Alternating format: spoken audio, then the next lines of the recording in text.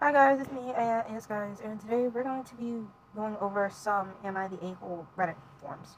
Confessions. I don't know what you want to call them. Anyways, let's get into it. Okay, we're going to do these randomly. What should I call it? Okay.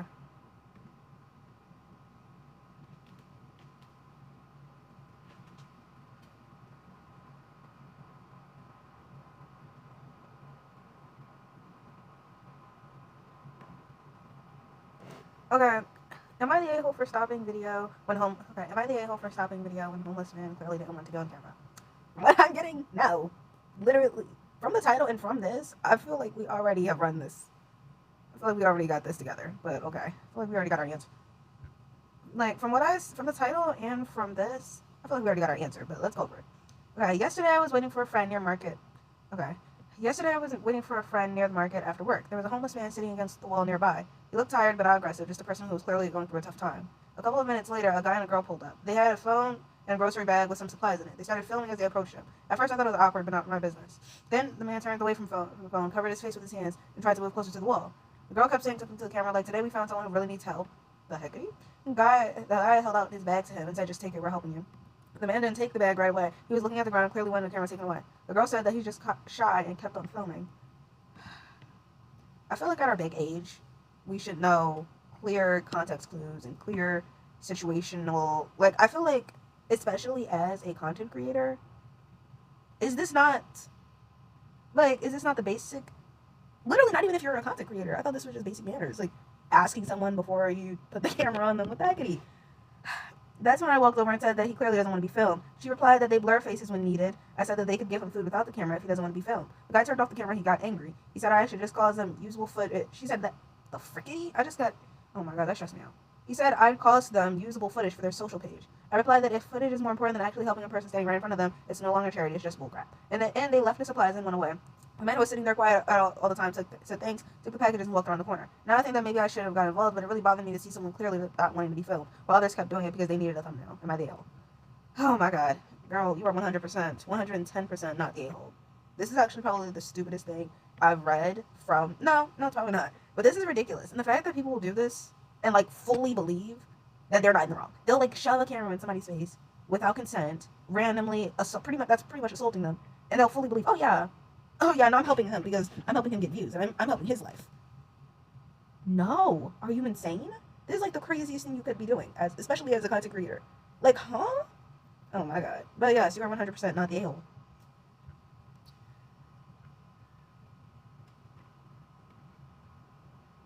Okay, this is our next one. Am I the a-hole for not letting my soon-to-be homeless sister live with me?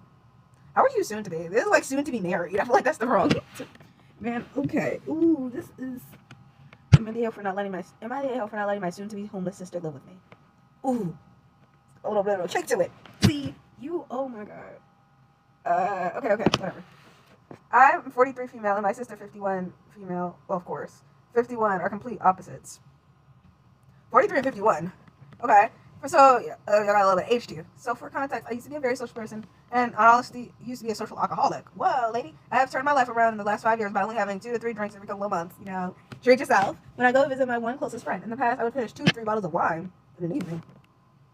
Okay, so we've definitely turned our life around because that's a big gap. That's definitely a gap. And would just want to party. I found my faith again and truly in a better place mentally. Yay! And a single mother of 3 beautiful kids aged between 18 and 21. Oh, they grown. They all stay with me and we love it. We have the closest bond ever. My parents also stay with me. So we just have like this full family. Now for my sister. She went through a divorce about 4 years ago and since then has spiraled. Ooh. She started drinking excessively in partying, whether it be in a nightclub or bar. She has since calmed down with the partying, but unfortunately the drinking has remained. She's drinking every single day to the point where it's affecting her health. Yikes. I've had plenty of heartfelt conversations about it with her, expressing my concerns about her drinking and her physical and mental health. She's holding out onto a lot of resentment and anger towards a lot of people. Now she's working in a business that can't afford to pay her properly, and she's asking if she can come stay with me for a couple of months till she figures things out. I'm not gonna lie, but I was harsh. Tough love is what I believe. Because of all the previous talks we've had over this year, where I was gentle and thoughtful with how I delivered the message, and her just ignoring it because it's not because she doesn't feel sorry for her response she wanted. I let all the things I wanted to say out. I told her that I can't house her as I have not as I'm sorry. I told her that I can't house her because I don't have the funds to do it. I'm actually just trying to get by. I told her that I don't keep alcohol in my home. My mom suffers from psychosis, which is a lot in our household. She, on the other hand, was just out at the previous restaurants drinking with her friends. She has a better social life than I do. I told her to stop drinking, stop going out, and she may actually be able to pay her rent. She said she only has enough savings to pay for another 3 months, but she does not want to use it because then she'll be effed. Her words, I told her, I don't have savings. This is how month to month I live. I have a full-time job and a side hustle just to stay afloat. I told her to look for another job and to tap into many creative talents to earn extra cash. She didn't say anything. Later I got text about how harsh I was and she just needed love and support and not to kick her when she's down and broken. I told her that I have tried to be nice, but nothing seems to hit home. I haven't heard from her in 2 weeks. She only talks to my mom. So my question is, am I the a-hole for not letting her stay with me when she's honestly better off than me and just wants to keep her savings? Update. And my folks and my children do contribute to the household expenses. My eldest son with autism can't contribute financially, but does help around the house with chores as a way of contributing. As it stands, we are a full house. I gave my parents the main bedroom with ensuite bathroom so they can access the bathroom easily. I have my youngest daughter sharing a room with me. My son has his own room. My eldest daughter has her own room. But if I and my sister come stay with me, it would mean I have to evict someone from their room to the couch. Or somebody could share a room, to be honest. I'm not perfect by any means, and all I can give my sister is advice and motivation on what steps she can take to better her situation, which is what I've been doing for the past 2 years. The problem is she never tries or even acknowledges the advice, and next time she talks to me, it's like I find myself repeating over and over again. I'm tired and have given all the advice in a gentle way as I can. That's why when she asked me to stay, I very firmly told her she has a drinking problem and that she needs to find a way to stop so she can get a clear head and figure her life out. I have so many things going on and I'm barely holding on myself. My kids are what keeps me motivated and going. At her core, she could be a very loving and great sister, but it's being overshadowed by her current behaviors where all she talks about is finding a man, which I believe she thinks will solve all of her problems, and complains about her health. I've told her that I have run out of advice to give and that she can only do the work and change her life, no one else. Wow, that was a mouthful. Okay, I feel like we all know that she's not the a-hole, right? Right. I feel like this baby, at most, she could have said it. No, because she already said that she discussed it kindly. Because, like, and originally when she said tough love, because a lot of people like to say, like, oh, yeah, we're just tough love, but they'll, like, brutally freaking be rude. Like, they're like, oh, it's just tough love, and you'll tell the person to kill themselves. That's not tough love. This actually is tough love. I feel like she put her boundaries. You know, she was telling her she, like, literally cannot help her. She doesn't have the finances. She has all of these kids with her. Well, 3 kids, sorry. And then she also has her parents. This isn't a freaking family home get-together, sorry.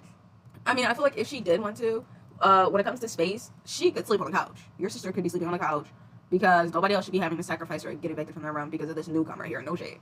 Also, you're telling her, well, genuinely, if you can get your life together, I'm not going to say it's easy, and I'm not going to say, oh, yeah, everybody could just get up and do it.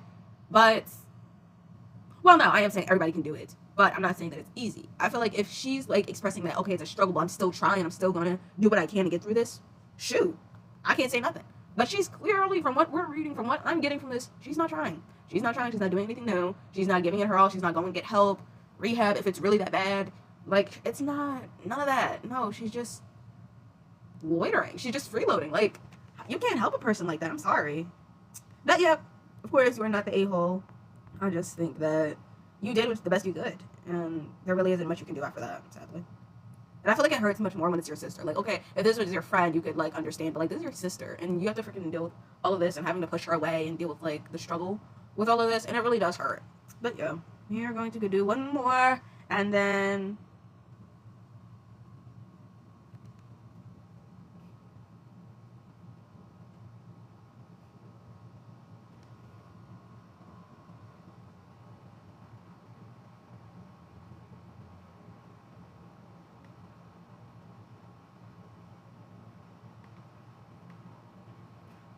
okay, this is the next one.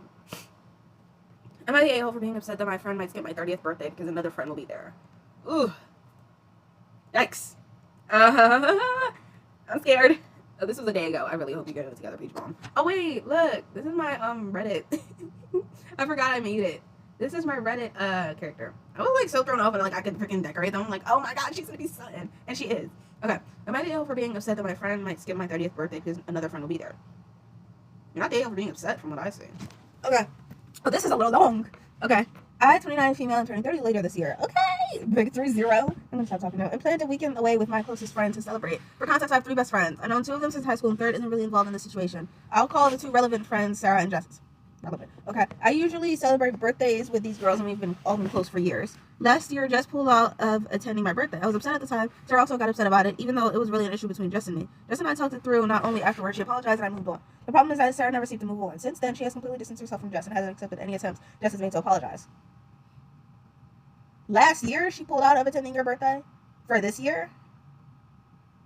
Whatever. Anyways, the problem is that Sarah seems to move on. Since then, she has completely distanced herself from Jess and hasn't accepted any attempts Jess has made to apologize. I've stayed friends with both of them and have just kept those friendships separate. Yikes. A couple of months ago, Sarah and I started planning my 30th birthday together. She helped me find the Airbnb. I don't know why I just said it like that. She helped me find the Airbnb helped me decide what we should do, and when Jess's name came up, she told me she was fine with Jess being there. She specifically said she wouldn't let her issues with Jess affect my birthday. And since then, Sarah has become increasingly unresponsive. She started a new job, so I assumed she was just busy. I checked in on her, asking how work was going, and generally tried to keep in touch. Most of the time, I either got very short responses or none at all. Recently, I messaged everyone about booking the Airbnb we all agreed on. The other girls responded and were ready to pay their share. Sarah didn't respond at all.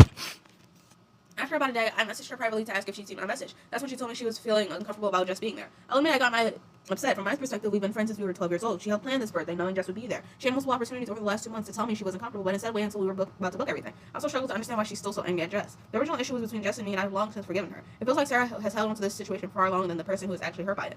The conversation became heated. Sarah said she felt uncomfortable. I said I felt hurt and blindsided because this is my 30th birthday. She had already agreed to everything, and I felt like she was now making me choose between two friends or risking having my plans fall apart. As far as I know, the only issue between them stems from last year's birthday situation. If there's another reason, Sarah has never told me. Now things are pretty tense, and I honestly feel betrayed. I've never asked them to be best friends. I only wanted my closest friends to celebrate my birthday together for one weekend. Am I the a-hole for being upset with Sarah over this? You're not an a-hole. You're not the a-hole. And I feel like everybody so far from the last confessions we've seen have not been a-holes. Like, I feel like it's about, like, okay, even if this wasn't her birthday, the fact that y'all doing this on her freaking birthday is crazy. But if it wasn't, if it was like a small get-together or an event, this is probably the most unprofessional thing you could have done. Because, like, okay, you have an issue with her, even if it's dragged on, or even if you feel personal, because, like, look, you're right about not having enough info, but the fact that this has gone on since last birthday, it's been a year. If Sarah and Jess haven't talked about it and it's been a year, there's literally nothing you can do. Sarah's still pressed about it. Sarah hasn't communicated. Sarah isn't talking to Jess. Sarah is now talking to you, like, a week before the freaking booking. It doesn't work like that. And even if it wasn't in these circumstances, generally you just don't freaking wait until the last minute to pull this. You don't wait until we're right about to book to be like, oh, yeah, I don't really know how I feel. I'm uncomfortable. The weather's crazy. I'm injured. Like, you don't say these things the week of. Even if you are uncomfortable, people would understand that. And, like, we would get it if you told her in advance. If you told her beforehand, but you waited the week or, like, you waited, like, just before the booking was about to happen. Like, Sarah, girl, come on. Like, I'm trying to, like, it sucks to the person. Like, it sucks to her. It sucks to the host. It is the birthday girl. And it's like, you just said, oh, yeah, that's our business. I'm going to push it to the side just because I know this is your day. You won't let her have her day, Sarah. Come on. Like, this sucks. And it does, like, it really does suck, especially when it's, like, everybody's clearly so tight. Everybody's clearly friends. And, come on. It's, like, a bad scenario. Like, it's a really disappointing situation itself. But yeah, I think that's all we're going to read for the day. I had a fun time. I hope you guys enjoyed it as well. And I'll try to see you guys in the next one. Bye!